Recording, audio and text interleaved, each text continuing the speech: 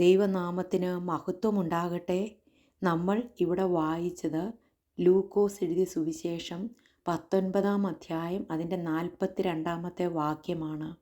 ഈ നാളിൽ നിന്റെ സമാധാനത്തിനുള്ളത് നീയും അറിഞ്ഞുവെങ്കിൽ കൊള്ളായിരുന്നു, ഇപ്പോഴോ അത് നിന്റെ കണ്ണിന് മറഞ്ഞിരിക്കുന്നു.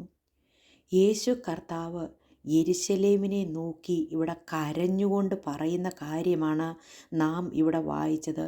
യേശു കർത്താവ് അവിടെ പറയുകയാണ്, ഈ നാളിൽ നിന്റെ സമാധാനത്തിനുള്ളത് നീയും അറിഞ്ഞുവെങ്കിൽ കൊള്ളായിരുന്നു. പ്രിയ ദൈവത്തിൻ്റെ ജനമേ, ലൂക്കോസ് എഴുതിയ സുവിശേഷം 19-ാം അധ്യായം അതിൻ്റെ 41 തുടങ്ങി 44 വരെയുള്ള വാക്യങ്ങളിൽ യേശു കർത്താവ് കരഞ്ഞുകൊണ്ട് യെരുശലേമിനെ നോക്കി പ്രവചിച്ച പ്രവചനമാണ് നമുക്കവിടെ വായിക്കുവാനായിട്ട് കഴിയുന്നത്.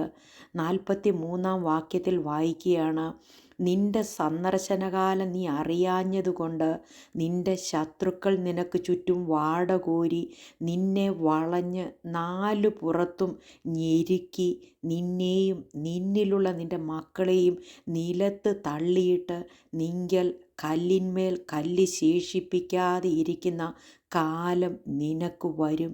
പ്രിയ ദൈവത്തിൻ്റെ ജനമേ, യേശു കർത്താവ് ആമേൻ യെരുശലേമിനെ നോക്കിയിട്ട് യെരുശലേമിന് വരുവാൻ പോകുന്ന നാശത്തെക്കുറിച്ച്, യെരുശലേമിന് വരുവാൻ പോകുന്ന ശിക്ഷാവിധിയെക്കുറിച്ച് ആമേൻ അവിടെ പറഞ്ഞിരിക്കുകയാണ്. എന്തുകൊണ്ടാണ് യേശു കർത്താവ് അത് പറഞ്ഞത്? ഈ ലോകത്തിലേക്ക് അവരെ രക്ഷിക്കുവാൻ വേണ്ടി ഇസ്രായേൽ ജനത്തിൻ്റെ രക്ഷകനായി മശീഹായായി ആമേൻ ബേത്ലഹേമിൽ ജനിച്ച യേശു കർത്താവിനെ അവർ തിരസ്കരിക്കുവാനായിട്ട് ഇടയായി തീർന്നു. അവർ യേശുവിൽ വിശ്വസിച്ചില്ല, അവരുടെ രക്ഷകനാണെന്ന് അവർ അനുസരിച്ചില്ല, അവർ അംഗീകരിച്ചില്ല. പ്രിയ ദൈവത്തിൻ്റെ ജനമേ, ഹല്ലേലൂയ, നമുക്കൊരു പാഠമാണിത്. സ്തോത്രം. യേശു കർത്താവ് നമ്മോടുകൂടെയാണിത് പറഞ്ഞിരിക്കുന്നത്. ഈ നാളിൽ നിന്റെ സമാധാനത്തിനുള്ളത് നീയും അറിഞ്ഞുവെങ്കിൽ കൊള്ളായിരുന്നു, ഇപ്പോഴോ അത് നിന്റെ കണ്ണിന് മറഞ്ഞിരിക്കുന്നു. പ്രിയ ദൈവത്തിൻ്റെ ജനമേ, നാം യേശു കർത്താവ് ആരാണെന്ന് മനസ്സിലാക്കണം. യേശു എന്തിനു വേണ്ടി ഈ ഭൂമിയിലേക്ക് വന്നുവെന്ന് നാം മനസ്സിലാക്കണം. എന്തുകൊണ്ട് നമുക്ക് വേണ്ടി മരിച്ചുവെന്ന് നാം മനസ്സിലാക്കണം. കാൽവറി ക്രൂശിൽ നമുക്ക് വേണ്ടി പരമയാഗമായത് എന്തിനു വേണ്ടിയാണെന്ന് നാം മനസ്സിലാക്കണം. നമ്മുടെ സമാധാനത്തിനുള്ള ശിക്ഷയാണ് അവൻ്റെ മേലായത്. സ്തോത്രം. യേശു കർത്താവ് നമുക്ക് വേണ്ടിയാണ് മരിച്ചത്. നമ്മുടെ പാപത്തിന് പരിഹാരമായിട്ടാണ് അവൻ മരിക്കുവാനായിട്ട് ഇടയായി തീർന്നത്. നമ്മെ വിലയ്ക്ക് വാങ്ങുവാൻ വേണ്ടിയാണ് തൻ്റെ രക്തം നമുക്ക് വേണ്ടി ചൊരിഞ്ഞത്. പ്രിയ ദൈവത്തിൻ്റെ ജനമേ, നാം അത് മറന്നു പോകരുത്. സ്തോത്രം. യെരുശലേമിലേക്കുള്ള യാത്രയിൽ ഹല്ലേലൂയ ആമേൻ രാജകീയമായി ആമേൻ ആ യാത്ര ചെയ്ത് യെരുശലേമിനോട് അടുത്തപ്പോൾ ആ പട്ടണത്തെ കണ്ടിട്ട്, ആ നഗരത്തെ കണ്ടിട്ട് യേശു കർത്താവ് അവിടെ കരഞ്ഞു എന്നാണ് അവിടെ എഴുതിയിരിക്കുന്നത്. പ്രിയ ദൈവത്തിൻ്റെ ജനമേ, യേശു കർത്താവ് നഗരത്തെ കണ്ടിട്ട് കരഞ്ഞു. അവിടെ നടക്കുന്ന അനീതിയെ കണ്ടിട്ട്, അവിടെയുള്ള യഹൂദന്മാരുടെ നടപ്പിനെ കണ്ടിട്ട്, അവരുടെ പ്രവൃത്തികളെ കണ്ടിട്ട്, പരീശന്മാരുടെയും ശാസ്ത്രിമാരുടെയും ഒക്കെ പ്രവൃത്തി കണ്ടിട്ട് യേശു കർത്താവിന് സഹിക്കുവാനായിട്ട് കഴിഞ്ഞില്ല. ആമേൻ. യെരുശലേം എന്ന് പറയുന്നത് മഹാരാജാവിൻ്റെ നഗരമാണ്. സ്തോത്രം. അവിടെ ഹല്ലേലൂയ നടക്കേണ്ടത് സമാധാനത്തിൻ്റെ കാര്യങ്ങളാണ് നടക്കേണ്ടത്. എന്നാൽ സ്തോത്രം അവിടെ നടന്നത് അനീതിയും അക്രമവുമാണ്. സ്തോത്രം. അതുകൊണ്ട് യേശു കർത്താവ് ഹല്ലേലൂയ അവിടെ അത് കണ്ടിട്ട് കരയുവാനായിട്ട് ഇടയായി തീർന്നു. കർത്താവിൻ്റെ മനസ്സ് എത്രമാത്രം വേദനിച്ച് കാണും. സ്തോത്രം. കർത്താവിന് അത്രമാത്രം വേദനയുണ്ടായിട്ടാണ് സ്തോത്രം അവിടെ കരയുവാനായിട്ട് ഇടയായി തീർന്നത്. മത്തായി എഴുതിയ സുവിശേഷം 23-ാം അധ്യായം അതിൻ്റെ 37-ാം വാക്യത്തിൽ നാം വായിക്കുന്നു, യെരുശലേമിന് വരുവാനുള്ള നാശത്തെ മുൻപിൽ കണ്ടിട്ട് അതിൽ നിന്ന് വിടുവിക്കുവാനുള്ള ആഗ്രഹത്തോടെ സമാധാനത്തിൻ്റെ വാക്കുകളോടെ എത്രമാത്രം നോക്കിയിട്ടും ജനങ്ങളുടെ ആത്മീയ അന്ധത അവരെ നാശത്തിലേക്ക് നടത്തുവാനായിട്ട് ഇടയായി തീർന്നു. പ്രിയ ദൈവത്തിൻ്റെ ജനമേ, നാം അവിടെ വായിക്കുന്നത് ഇങ്ങനെയാണ്, യെരുശലേമേ യെരുശലേമേ, പ്രവാചകന്മാരെ കൊല്ലുകയും നിന്റെ അടുക്കൽ അയച്ചിരിക്കുന്നവരെ കല്ലെറിയുകയും ചെയ്യുന്നവളെ, കോഴി തൻ്റെ കുഞ്ഞുങ്ങളെ ചിറകിൻ കീഴിൽ ചേർക്കും പോലെ നിന്റെ മക്കളെ ചേർത്തുകൊള്ളുവാൻ എനിക്ക് എത്ര വട്ടം മനസ്സായിരുന്നു, നിങ്ങൾക്കോ മനസ്സായില്ല. നിങ്ങളുടെ ഭവനം ശൂന്യമായി തീരും. പ്രിയ ദൈവത്തിൻ്റെ ജനമേ, യേശു കർത്താവ് പറയുകയാണ്, സ്തോത്രം, യെരുശലേമേ യെരുശലേമേ എന്ന് വിളിച്ചിട്ട് പറയുകയാണ്, ആമേൻ, കോഴി തൻ്റെ കുഞ്ഞുങ്ങളെ ചിറകിൻ കീഴിൽ, ആമേൻ, ചേർക്കും പോലെ നിന്റെ മക്കളെ ചേർത്തുകൊള്ളുവാൻ എനിക്ക് എത്ര വട്ടം മനസ്സായിരുന്നു. അവർക്ക് മനസ്സില്ലാതെ അവർ യേശു കർത്താവിനെ അംഗീകരിക്കാതെ അവനെ തിരസ്കരിക്കുവാനായിട്ട് ഇടയായി തീർന്നു.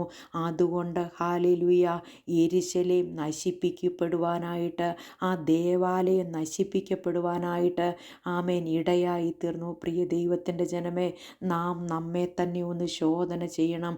നാം യേശു കർത്താവിനെ അംഗീകരിച്ചിട്ടുണ്ടോ? നാം യേശു കർത്താവിനെ നമ്മുടെ രക്ഷകനും കർത്താവുമായിട്ട് നമ്മൾ ഹല്ലേലൂയ സ്വീകരിച്ചിട്ടുണ്ടോ? അല്ലെങ്കിൽ നമുക്ക് വരുവാൻ പോകുന്ന ശിക്ഷാവിധി ഭയങ്കരമാണ്. നമ്മുടെ മുൻപിൽ ഒരു ന്യായവിധിയുണ്ട്. അത് നാം മറന്നു പോകരുത്. യേശു കർത്താവ് ഇവിടെ പറയുകയാണ്, നിന്റെ സമാധാനത്തിനുള്ളത് നീയുമൊന്ന് അറിഞ്ഞുവെങ്കിൽ കൊള്ളായിരുന്നു. പ്രിയ ദൈവത്തിൻ്റെ ജനമേ, നമ്മുടെ മുൻപിലുള്ള ന്യായവിധി ഭയങ്കരമാണ്. നാം ആ ന്യായവിധിയിൽ നിന്ന് ഒഴിഞ്ഞു പോയില്ലെങ്കിൽ നാം തകർക്കപ്പെടുവാനായിട്ട്, നിത്യ നരകത്തിലേക്ക് പോകുവാനായിട്ട്, നിത്യശിക്ഷാവിധിയിൽ അകപ്പെടുവാനായിട്ട് ഇടയായിത്തീരും. ആ കർത്താവിനെ അംഗീകരിച്ചെങ്കിൽ മാത്രമേ നമുക്ക് സമാധാനം ലഭിക്കുകയുള്ളൂ, നിത്യരക്ഷ നാം പ്രാപിക്കുവാനായിട്ട് കഴിയുള്ളൂ. സ്തോത്രം. അവിടെ യേശു കർത്താവ് പറഞ്ഞു, നിങ്ങൾ കല്ലിന്മേൽ കല്ല് ശേഷിപ്പിക്കാതെ ഇരിക്കുന്ന കാലം നിനക്ക് വരും. ആ പറഞ്ഞതുപോലെ യെരുശലേമിന്, ആമേൻ, ആ ദൈവാലയത്തിന് വന്നു ഭവിച്ചെങ്കിൽ, പ്രിയ ദൈവത്തിൻ്റെ ജനമേ, നമ്മോട് പറഞ്ഞിരിക്കുന്നത് അത് നമ്മുടെ മുൻപിൽ വരുവാനായിട്ട് ഇടയായിത്തീരും. അതുകൊണ്ട് നാം യേശുവിനെ രക്ഷകനായി കർത്താവായി നാം സ്വീകരിക്കണം. സ്തോത്രം.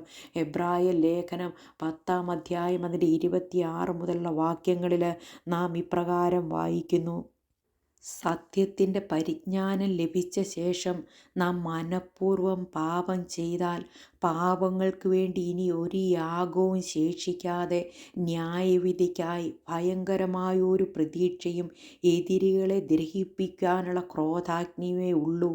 മോശയുടെ ന്യായപ്രമാണം അനുസരിക്കാത്തവന് കരുണ കൂടാതെ 2-3 സാക്ഷികളുടെ വാമൊഴി കേട്ട് മരണശിക്ഷ കൽപ്പിക്കുന്നുവല്ലോ. ദൈവപുത്രനെ ചവിട്ടിക്കളയുകയും തന്നെ വിശുദ്ധീകരിച്ച നിയമരക്തത്തെ മലിനമെന്ന് നിരൂപിക്കുകയും കൃപയുടെ ആത്മാവിനെ നിന്ദിക്കുകയും ചെയ്തവൻ എത്ര കഠിനമേറിയ ശിക്ഷയ്ക്ക് പാത്രമാകും എന്ന് വിചാരിപ്പീൻ. പ്രിയ ദൈവത്തിൻ്റെ ജനമേ, നമ്മുടെ മുൻപിലൊരു ന്യായവിധിയുണ്ട്. ആമേൻ. ആ ന്യായവിധിയിൽ നിന്ന് നാം ഒഴിഞ്ഞു പോകണമെങ്കിൽ നാം യേശു കർത്താവിനെ നമ്മുടെ സ്വന്തം രക്ഷിതാവായി സ്വീകരിക്കണം. അവൻ പറയുന്നത് പോലെ നാം ജീവിക്കണം. അവൻ പറഞ്ഞതുപോലെ നാം അനുസരിക്കണം. ഈ യേശു കർത്താവിൻ്റെ വചനം നാം അനുസരിച്ചെങ്കിൽ മാത്രമേ നിത്യശിക്ഷാവിധിയിൽ നിന്ന് നാം ഒഴിഞ്ഞു പോകുവാനായിട്ട് കഴിയുള്ളൂ. അല്ലെങ്കിൽ ഈ യെരുശലേം നഗരം നശിപ്പിക്കപ്പെട്ടതുപോലെ നാമും നശിപ്പിക്കപ്പെടുവാനായിട്ട് ഇടയായിത്തീരും. പ്രിയ ദൈവമക്കളെ, നാം യേശു കർത്താവിനെ അനുസരിക്കണം. അവൻ്റെ വാക്ക് കേൾക്കണം. സ്തോത്രം. എബ്രായ ലേഖനം 3-ാം അധ്യായം അതിൻ്റെ 15 പറയുന്നു, ഇന്ന് നിങ്ങൾ അവൻ്റെ ശബ്ദം കേൾക്കുന്നു എങ്കിൽ നിങ്ങളുടെ ഹൃദയത്തെ കഠിനമാക്കരുത്. പ്രിയ ദൈവത്തിൻ്റെ ജനമേ, നമ്മളുടെ ഹൃദയത്തെ നാം കഠിനമാക്കരുത്. നാം കർത്താവിൻ്റെ കയ്യിൽ നമ്മുടെ ഹൃദയം ഏൽപ്പിച്ചു കൊടുക്കണം. സ്തോത്രം. ഇതാണ് സുപ്രസാദ കാലം, ഇതാണ് രക്ഷാ ദിവസം. നാം കർത്താവിലേക്ക് നോക്കണം. പ്രിയ ദൈവജനമേ, നാം ആ കർത്താവിനെ തിരസ്കരിച്ച് മുന്നോട്ട് പോകരുത്. ആ കർത്താവിന് വേണ്ടി നമ്മുടെ ജീവിതം മാറ്റി വെച്ചെങ്കിൽ മാത്രമേ ഈ ഭൂമിയിൽ ഹല്ലേലൂയ നമുക്ക് വേണ്ടി കർത്താവ് പ്രവർത്തിക്കും. നമ്മെ കർത്താവ് രക്ഷിക്കും. അവൻ്റെ വരവ് അടുത്തു. ആമേൻ. സ്തോത്രം. ആസന്നമായി. നാം കൈവിടപ്പെട്ടു പോകരുത്. സ്തോത്രം. യേശു കർത്താവ് ഹല്ലേലൂയ യോഹന്നാൻ എഴുതിയ സുവിശേഷം 12-ാം അധ്യായം അതിൻ്റെ 35 പറയുന്നു, അതിന് യേശു അവരോട്, ഇനി കുറേ കാലം മാത്രം വെളിച്ചം നിങ്ങളുടെ ഇടയിലിരിക്കും. ഇരുൾ നിങ്ങളെ പിടിക്കാതിരിപ്പാൻ നിങ്ങൾക്ക് വെളിച്ചമുള്ളിടത്തോളം നടന്നുകൊള്ളുവിൻ. ഇരുളിൽ നടക്കുന്നവൻ താൻ എവിടെ പോകുന്നു എന്ന് അറിയുന്നില്ലല്ലോ. നിങ്ങൾ വെളിച്ചത്തിൻ്റെ മക്കൾ ആകേണ്ടതിന് വെളിച്ചമുള്ളിടത്തോളം വെളിച്ചത്തിൽ വിശ്വസിപ്പീൻ എന്ന് പറഞ്ഞു.